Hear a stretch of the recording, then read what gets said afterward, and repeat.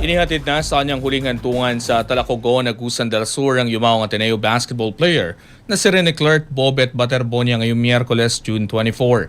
Nagalay ng panalangit at huling pagpupugay ang mga kamag-anak, kaibigan at mga taga-suporta sa gitna ng matinding pagluluksa ng pamilya.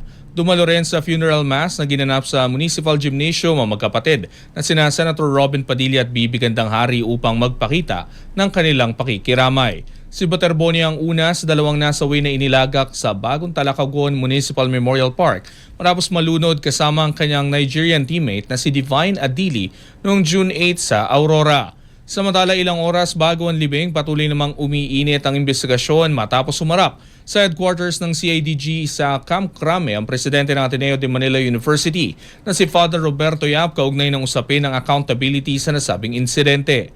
Dumalo rin ang ilang dating manlalaro at opisyal ng Blue Eagles kabilang sina Gian Mamuyak at Tyler Tio upang magbigay ng kanilang testimonya sa mga otoridad.